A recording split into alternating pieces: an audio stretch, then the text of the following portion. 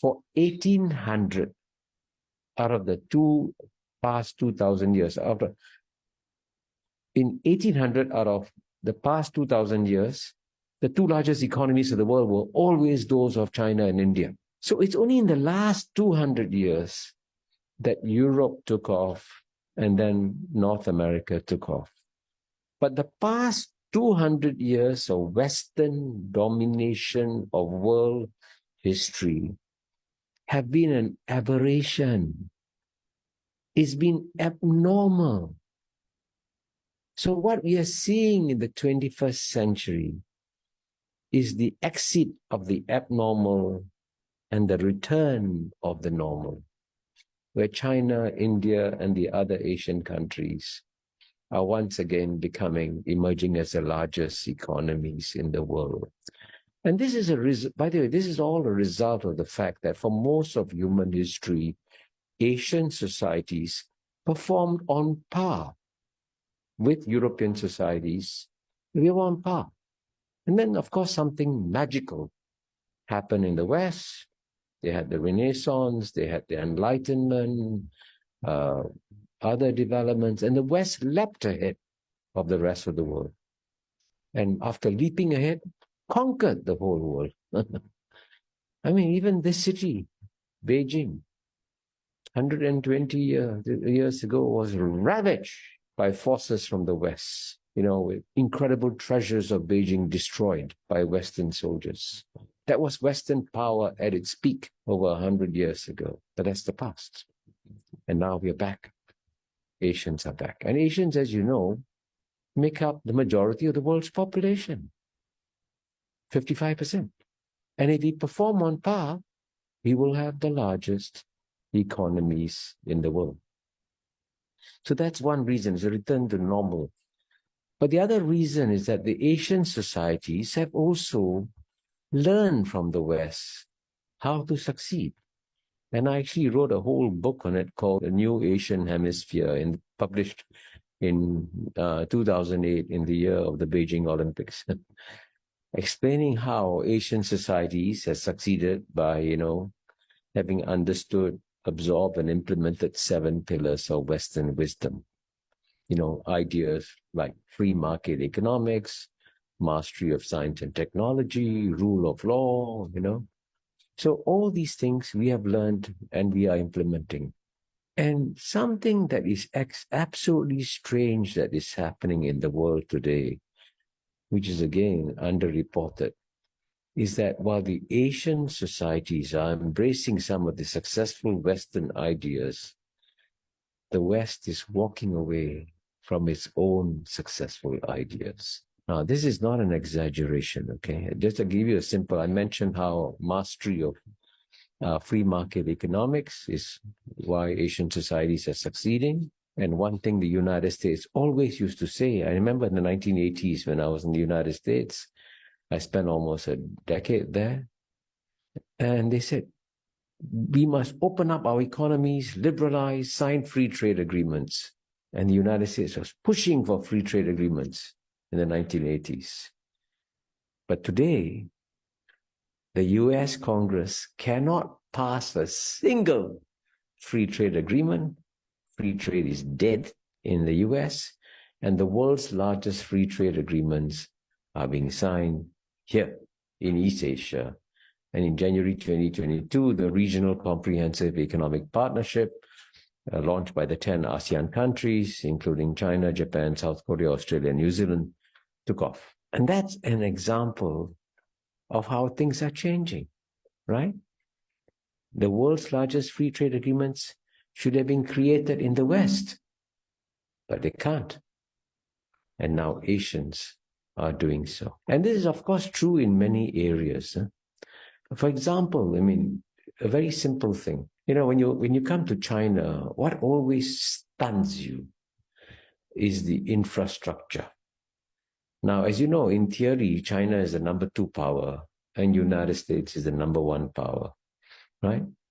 And so in theory, the number 1 power should have the best infrastructure in the world. But amazingly, if you want to see first world airports come to Asia, Beijing has got 2 first world airports. Shanghai, Hong Kong, Singapore, even Delhi, Mumbai have amazing airports. But if you want to see third world airports, you go to the United States. John F. Kennedy Airport is a nightmare, right? It's a nightmare. And there are many airports like that.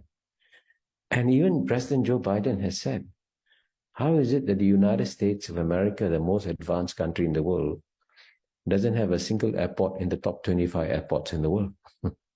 Amazing. So these are examples of how things are changing and how power and growth are shifting to Asia. And the thing that's important here is that most of the world can see this happening and understand that this is real, right? And they can see the data. I mean, just for a simple example, in the year 2000, in nominal market terms, the US economy was 8 times the size of China's economy. Now it's only 1.5, 1.3 times bigger, right? That's how fast China has grown. But other parts of Asia have also grown. Another statistic, if you look at the ASEAN countries, 10 ASEAN countries, in the year 2000, I'm going to compare with Japan, because Japan was then the second largest economy in the world in the year 2000. Japan's economy was 8 times bigger than ASEAN. Today, Japan's economy is only 1.5 times bigger than ASEAN. And around 2030, ASEAN will become bigger than Japan. Isn't that amazing? Right? Amazing. And if you look at the trade statistics, the world's largest trade flows are also coming from Asia. So you can see, and I can give you data on that too, how all this is showing the shift of power to Asia. And it's very clear. I must emphasize that we are in the year 2023. We still have 77 years left in the Asian century. And it's a lot is going to happen over the next 77 years. And this is what this book does. It provides you a glimpse into that future that is coming. So that's the first big idea, that the Asian century is real. The second big idea I want to leave with you is to explain to you the structural reasons why the West is reluctant to accept the idea of the Asian century. And the structural reasons are a result of the fact that because of the past 200 years of Western domination of world history, the West occupies a lot of geopolitical space in the world. It controls many important organizations, and it doesn't want to give up its control. Even though this control is a result of them having a lot of power 100 years, 50 years ago, the power has diminished. They should cede control. They don't want to. They want to maintain control. And the most obvious example comes from the two most important economic organizations in the world, the International Monetary Fund and the World Bank. And these were created after World War II. At that time, as you know, and this was an incredible achievement by the United States. The United States in 1950, soon after World War II, with 5% of the world's population, had a 50% share of global GNP. That's how powerful the United States was. But that was unnatural, as I said. And now the US has come down. It's still the number one economy. It maybe has 20% of the world's GNP, but not 50% anymore, right? And clearly, power has shifted, right? But despite the fact that power has shifted, you still have a rule in the IMF that says to become the head of the IMF, you must be a European. To become the head of the World Bank, you must be an American. And even though the most dynamic, successful